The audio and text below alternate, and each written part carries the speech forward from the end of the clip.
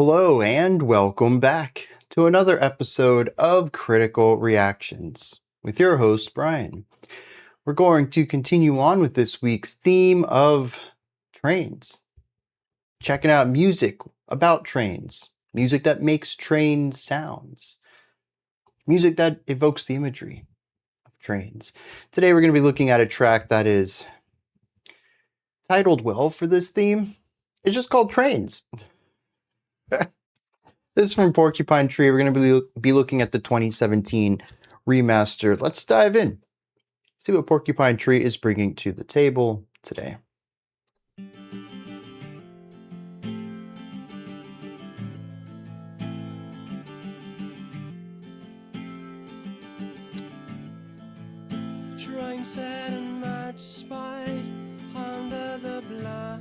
Yeah. A little bit of that rush followed by the release. Shiny and contoured, the railway winds,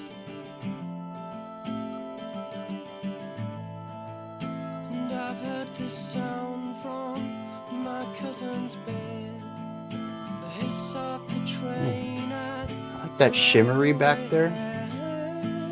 It's also fairly quiet too. Introspective, maybe vulnerable, maybe personal way to start this track.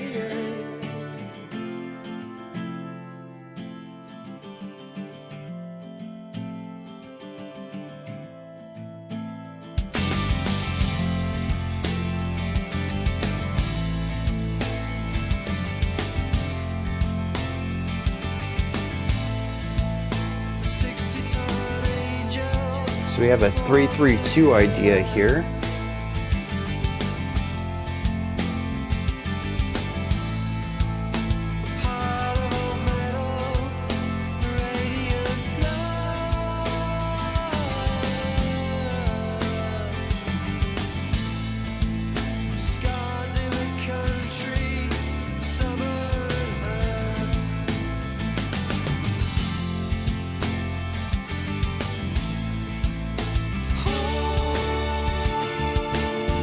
Ooh, a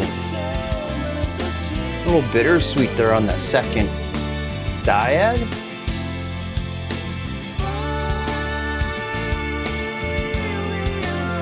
Didn't lean into it that time.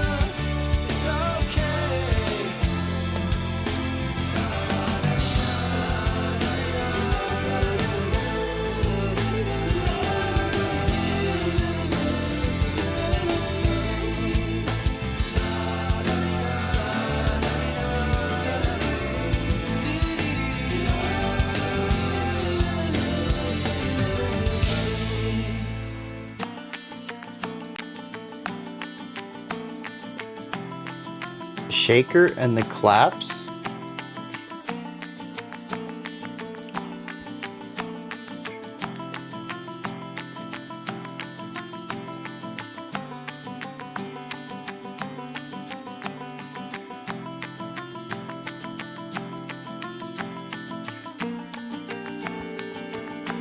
So a shift to 3.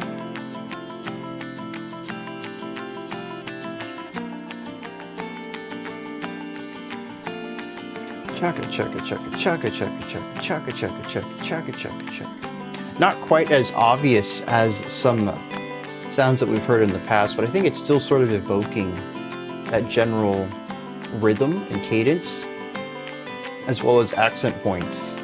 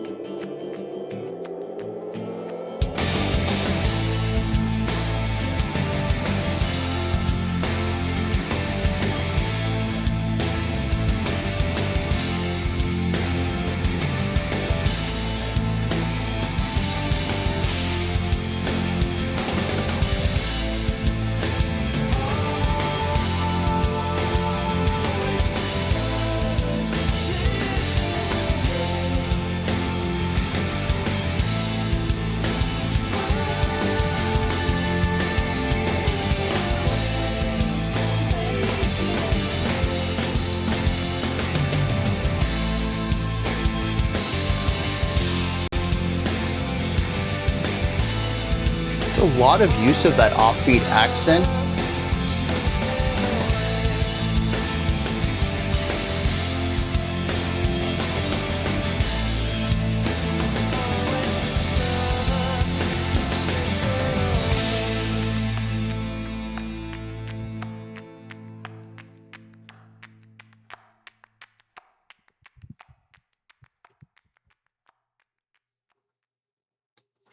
Yeah, interesting track. Primarily because it's not what I would expect from Porcupine Tree. It's still, when it comes to Steven, I often find that he writes emotionally first.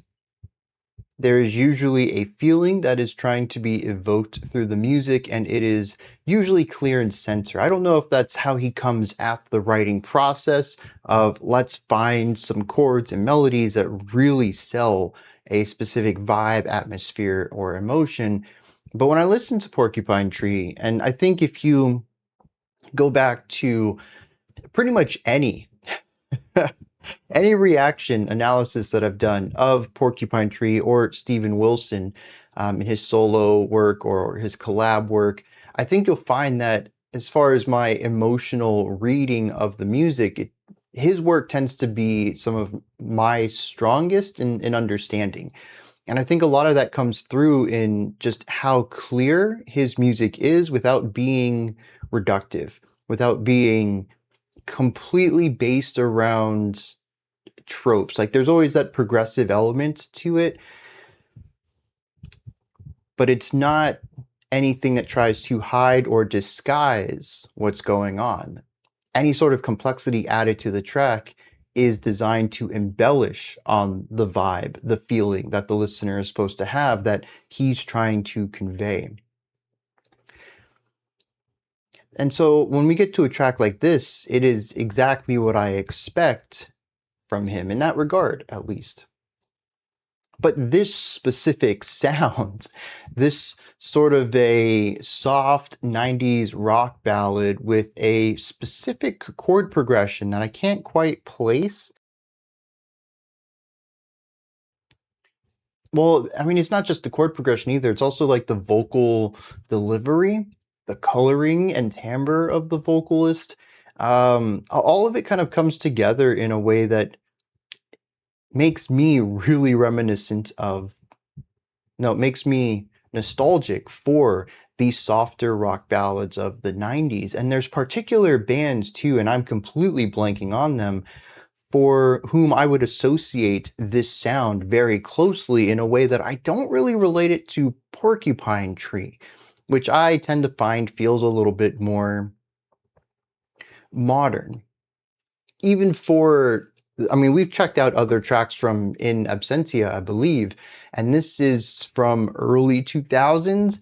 And even then, I very rarely find it to feel like it is influenced by the 90s at all. It typically feels like a modern take of older progressive rock stuff from the 60s and 70s, and kind of taking that idea and running it through a modern lens. In a lot of ways, Porcupine Tree feels very retro revival, but also it's a band who I feel like has a sound. Even though it's not a consistent style, it has a consistent sound, a sonic identity to them. This, I think, is one of the few tracks I've heard from them that feels distinctly related to the 90s.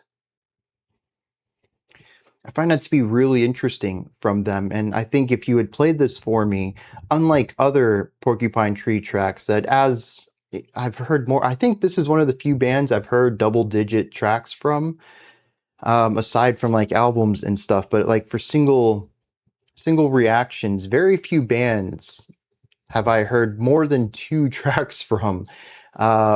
Very few we've hit double-digit reactions for. Porcupine Tree's a group that I feel like I'm quite familiar with and I could pick out from other music. But not this track. I would never guess Porcupine Tree here. It's just a very different sound from what I expect from them while still having the compositional blueprints of Porcupine Tree, of Steven Wilson, maybe more in particular. I find that to be really interesting, and I'm wondering if other people who maybe have listened to the entire Porcupine Tree discography could weigh in on this. Do I feel this way simply because I'm not exposed to all of their work? Or is this something fairly more accurate? Maybe this is a bit of an outlier within their works. It doesn't feel as distinctly Porcupine Tree as some of their stuff does. Let me know. Drop that into the comments. Getting to the music itself. This is an interesting track. It is bright. I think a lot of that stems through the fact that there just isn't a lot of low-end presence on the song. What little there is simply just doesn't dominate. I don't think it is exclusively EQ'd towards a higher end sound or a brighter sound in general, but a lot of the note choices do resonate lighter. Both lighter as like a light source, but also lighter as in weight. Very little in here has much weight to it, which I think is really interesting, given that it's called Trains and it does evoke the chugga chugga sound of a train going. We'll get to that when we hit that section, though. I have some more thoughts about that part in particular, but it is a song with a lot of levity to it. Harmonically, though, there is weight. There is darkness. I would consider this track to be fairly bittersweet. There is a type of nostalgia. Ooh, am I injecting the nostalgic vibe? Because to me, it is a nostalgic sound.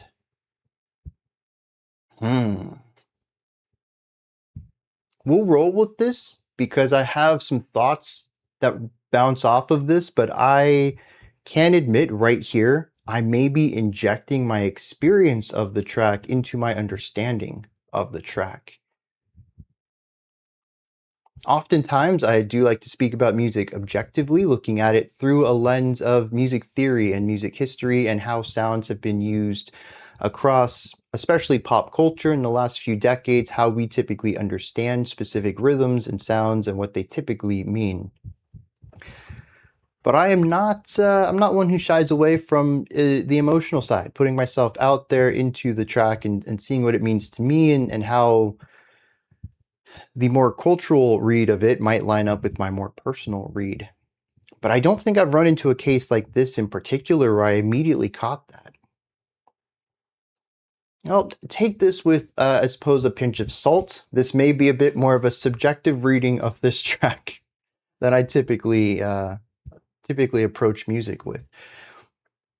This is a very nostalgic sound. I think that's where the bittersweet comes in. There is a lot of levity. To me, there's a big element of looking backwards. It's not necessarily a haziness, but there is it's interesting because it kind of reminds me of like sepia tone, but it's also bluish too, like a haze. A little cold, and I think that's where sort of that warmth and coldness come into the picture sonically. Is what's given me the bittersweet, because it is bright. It is almost childlike, even. Again, some of this is informed by the later parts. We'll get to that in a moment. And there is joy in this song, but there's also a feeling of loss throughout. There's really tense chords. There's a general darkness through the chorus that sits at the bottom of everything. As light as this track gets, sort of like lifting off the ground, just hovering here, not floating away, but just lightly hovering off of the ground, it is still tethered. It cannot escape gravity itself despite defying it. And the way that I kind of view that within this sort of nostalgic, bittersweet concept is kind of diving into the past, but not being able to go back. Because obviously, we don't have time travel. So it's about exploring memories, possibly. I I don't know if that has to do with trains, unless we're talking about train of thought, which would be interesting. Maybe even free association, allowing one memory to bleed into the next. Maybe we could be looking at the way that dreams inform us of our past, how we can relive things. But dreams tend to be a bit more, or maybe a bit less structured, a little more amorphous. Um, but yeah, that's I think that's what I get out of this track. It's something that I think I would need another listen for, which is a rarity with Porcupine Tree. I'm usually fairly confident in my emotional, atmospheric, and narrative read of their music. Again, because I think Steven Wilson does a great job of just putting that out there front and center and making sure that the audience is going to pick that up. This one, though, it's not that I think that it's ambiguous. I still think I'm in the right ballpark, but it's just not quite as clear. It's a little fuzzy around the edges, and I can't quite see where the separate emotions exist on their own and where they bleed together. And what that might mean in the long run, in the bigger picture, versus this more shallow first take sort of gut reaction to the sounds. I did find myself sort of swimming in this nostalgic element, but again, that may be informed by what the music feels like to me more so than what the music is trying to say. And maybe it's trying to say something through it's looking back into the specific era of music too, though also it's not that far divorced from it being, again, I'm pretty sure this is like early 2000s, maybe like 2001, 2000. Actually, it might be 2000s if I remember correctly. I'll have to look that up when I hit lyrics, but it's not too far divorced temporally with the era that this kind of sound came from. So it could very much not be so much of a revival like we see with their prog rock roots, but maybe just more of in conversation with something that is currently happening, which would make this interesting because it's only nostalgic to me because I'm coming at it 20 some odd years after it was released. Yeah, experience muddies things, doesn't it? It also provides clarity at times, but not in this case. I love the instrumentation on this track. A lot of it is just drum and guitar.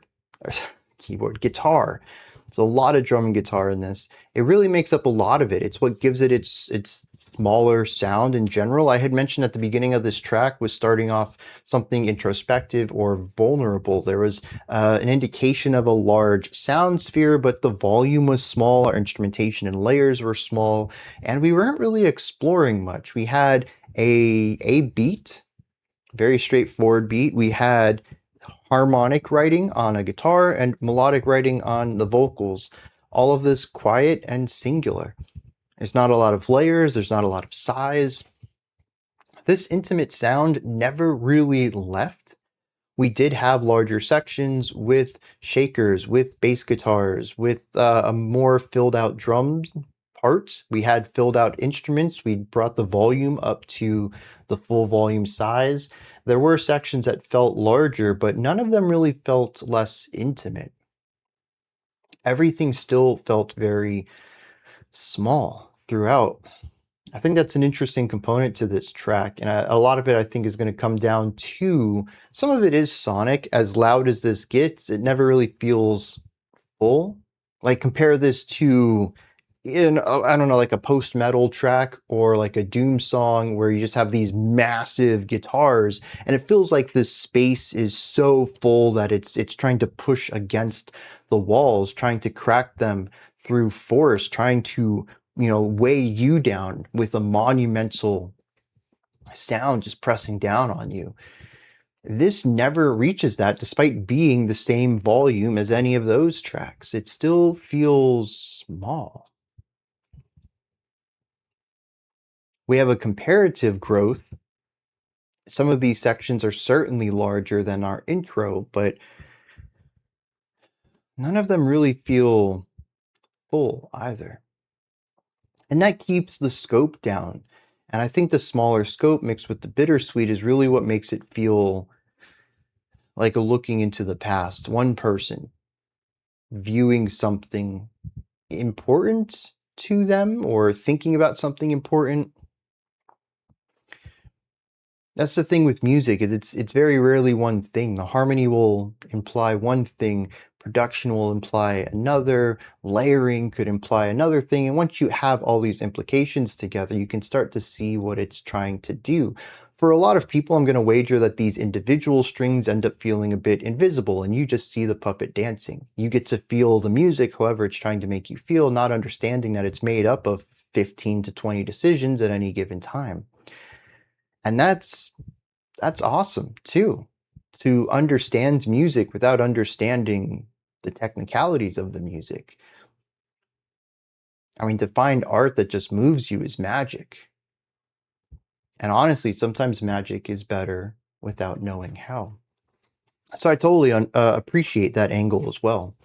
I'm getting off topic though. We have a couple of these sections. We get to the middle of the track though, and we hit our first instrumental section. This one introduces the shaker and the hand claps, and something about this just feels right. I don't know why. There's something very person about this. I don't know if that makes sense.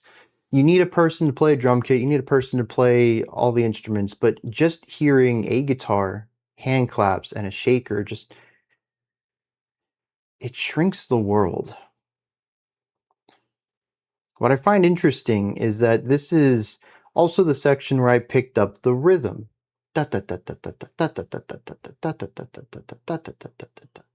Now, granted, the melody here on the guitar isn't matching that at all. And actually, I don't think the guitar is actually matching that rhythm. I think the shaker is giving that rhythm, while the guitar is following that accent pattern. The claps are somewhere in the middle.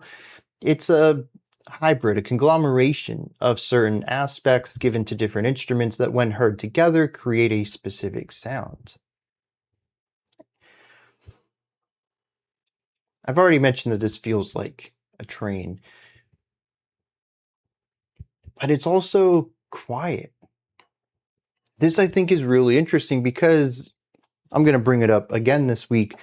Last week we checked out Jular from Devin Townsend, and the entire song feels like a train. It's not really musically written for riffage or memorability. The guitars, the drums, the bass, everything is designed to sound like a train that just isn't slowing down, isn't quitting, just keeps going, charging forward ahead. And I think it even has an animosity to it. It's heavy. It's definitely a metal track.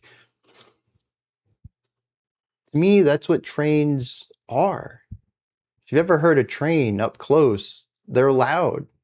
It's massive creaking and clanging of machinery designed to pull so much weight. They are, in an essence, it's a wild beast, tamed by humans, but still a beast nonetheless. This is the opposite of that. I don't think I've ever heard a train in music this way, recreated from a series of sounds that feels so delicate but human. That's really the thing that comes back to me. I don't know if it's the hand claps. I don't know if it's the shaker. Maybe it's the acousticness of the guitar rather than an electric one. Maybe it's the lack of a drum kit. I don't know. It feels like a person, though. And usually I'm not lacking of words. Usually I'm too verbose, explaining something in too many different metaphors, trying to make sure that regardless of what perspective you might have on it, I've described it in a way that you can understand. And here, you just kind of have to trust me on this. I don't have words for this feeling. But it's small, and I think we can all agree on that. That's not the way trains are typically portrayed in music. But it's also not just the train sound. Much like I mentioned the Devin Townsend track, there's not really much musicality to it. It's just the train sound for the 3-minute runtime. The guitar over here is playing arpeggios, I believe. There's different pitches. It's a melodic idea, but a lot of it is just rising and falling alongside the chord. But it does create something musical to this. Granted, the hand claps, there's two different types of claps. You might hear those as notes, but honestly, I wouldn't call that melodic or even harmonic, despite the fact that each clap does probably have a frequency and is a pitch in a sense. The shaker, another percussion instrument, we're not getting too much note information out of that as far as harmony or melody. So it is mostly a percussive sound here, except for this guitar that's just arpeggiating. And yet this comes across as inherently musical in a way that I don't always find with train sounds. Again, I think a lot of it comes down to emotion, which is human.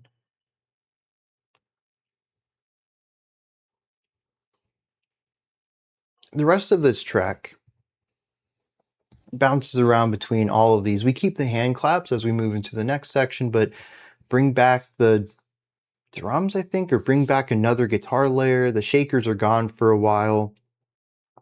The vocals are soft throughout all of this. There's certainly a feeling of smallness in the vocal delivery here. There's nothing that's ever belted, wide, fully supported. Everything's very light and soft. And this ties in well with the instrumentation. It ties in well with the production of all of this. Everything about this feels like a dream world or a world of memory, something lacking of physicality. Our memories, after all, aren't the real world. They're things that happened previously. We can't feel them, we can't touch them. In a weird sense, we can smell them. It's actually really wild how close memory is tied to smell. Sometimes we can hear parts of them, but not always the whole thing. And all of us experience memory differently, too. The way I just described it may not be anything like the way you experience memory. But there's a lack of physicality to this that captures the idea of something as ephemeral as the past. I'm not sure if this is a positive look on the past, though. There's the levity, there's the joy I feel in here, but it's so easy to tie that into a negativity as well. A joy of what happened and a regret, a sadness for not being able to do that again. It's tough to look on the good times of the past, especially as you get older, and not have it tinged with a bit of sadness.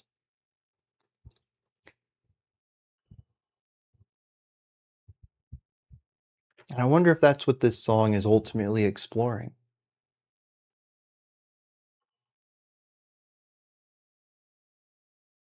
Let's hit some lyrics on this one. See what's going on there. There's a part in the lyrics that says non-lyrical vocals, and I had completely forgotten about this section of the track. We have vocal lines off on the left, the right, and the center, and it's creating this delicious cacophony of sound, some of it coming across as more intertwined in something that feels maybe closer to a hocket or some sort of counterpoint, but in other ways, it's also just very noisy to listen to. I'm not sure what this is supposed to represent within the train metaphor. Maybe it's a lot of trains moving next to each other simultaneously, but I think it's also something more alongside the passing of something. This is certainly influenced a bit by the lyrics, which are it's about the passage of time, how quickly that can happen, kind of looking on the past and thinking, where did all the time go? But I don't think it's exclusively relegated to representing just that. It could also be about trains of thought, which I slightly introduced this concept earlier. I'm not 100% confident that this track falls into that, but it is certainly a song that shifts ever so slightly between ideas, all of it supporting an overarching theme, but none of it really specifically leading into one another in a sort of linear narrative fashion. We jump around between ideas pretty quickly. This also reminded me, though, finding some of the melancholy in the lyrics about the blues guitar solo in here that I absolutely loved. The track already had a negativity to it, some sort of darkness bubbling underneath the brighter levity. But this was the moment where musically, I think it really showed its hand about what it was about. And I had completely forgotten about this given everything else I talked about with this track. It was a wonderful solo, but also I think the point where not necessarily the mask, but maybe an outer veil slips a little bit. You get to see some of the truth here, which again, I think lines up really nicely with what I was just talking about of looking back on older memories with joy and then having that sadness sort of seep in and color the experience. It isn't something you expect when you think about a positive memory in your history, but it's almost an impossible thing to avoid, especially if, again, you realize that you won't be able to have that experience again, that feeling again. Maybe it's just something that requires youthfulness and you're just not that way anymore. We're much older now. Little things that sleep in as you get older and revisit old memories. The lyrics are about this, though, the passing of time. The first verse talks about looking at a train as there is a station outside of his cousin's house. He remembered hearing the train and looking at it through the blinds in the window from outside of his cousin's room. Talks about a 60-ton angel falling to the earth, a pile of old metal, a radiant blur, scars in the country, the summer, and her. So we have trains once again here, but maybe also some summer romance. I think it's interesting that the train is described as a pile of metal that's a 60-ton angel, but that the railroads are scars in the country. A blemish, a wound necessary to deliver something angelic, or to transport something angelic. Violence to find beauty. I don't know what to read from that, but I do find it really interesting. So much of this track has a positive levity to it, except for the railroad tracks being described as scars in the country. It is the one part in here that doesn't feel ephemeral. It doesn't feel positively viewed. The refrain, though, hits the main feeling. Always the summers are slipping away. Find me a way for making it stay. Time moves real quick, real fast, and what seemed like they took forever. You look back on and wow, that was so long ago. And in your memory, it's condensed down. The chorus says, when I hear the engine pass, I'm kissing you wide. The hissing subsides and I'm in luck. When the evening reaches here, you're tying me up. I'm dying of love and it's okay. Coming back to this idea of a summer love, he meets someone at a train station or is waiting for someone at a train station. And the summer seems to go by quickly with them around. The outro is a repetition of always the summers are slipping away. Yeah, lots of childhood specifically in here, reminiscing on old times and remembering them now as an adult, as someone older. the bittersweetness, remembering the good times, trying to remember the butterflies of the moment, and maybe even just the joys. The first part isn't even about summer love. It's just about maybe one of the first times that our narrator remembers seeing or hearing a train. From there, though, the train is connected to so much. They understand it in a uniquely metaphorical way, but it also is the thing that delivered them their love, their partner, whoever this was that they spent the summer with. It's not just about the train.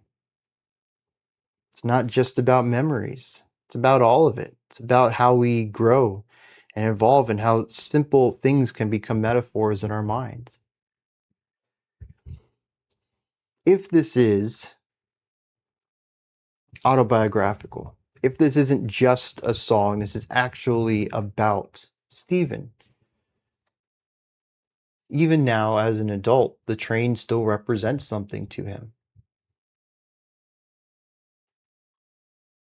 Like smelling that scent that immediately takes you back to, I don't know, your grandmother's house or something. It's a specific series of colors, a specific scene, maybe a sunrise over a meadow with dew on a spider web in the middle of a fence, barbed wire fence or something, and immediately takes you back to a specific moment in your life. What seemed innocuous, I don't know what innocuous is, innocuous at the time, just another sunrise. It's just a train. It's just a dandelion scent. Eventually gets locked in your mind and permanently tied to that moment. And you'll remember it every time you hear, see, smell, taste that thing for the rest of your life. We don't get to choose what we make memories about. And that makes adulthood interesting. Also makes it difficult. The smallest things, completely irreverent concepts or ideas or objects can be incredibly not offsetting, but it can trigger a large well of emotions. And maybe for Steven, it's just the sound of a train. Maybe he doesn't live around him anymore. So when he hears one or see one, he's taken right back to his childhood.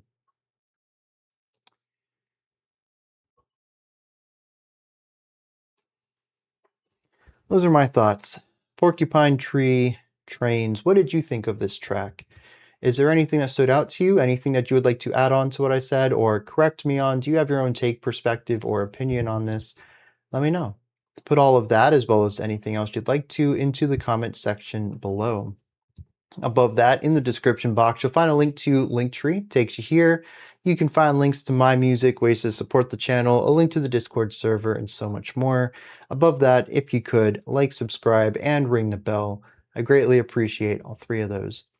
I'll be back tomorrow, 5 p.m. Eastern Standard Time, 9 p.m. UTC as usual. Until next time, remember to be critical, not cynical, of the music you listen to, and have a fantastic morning, afternoon, or evening, whenever you choose to watch my videos.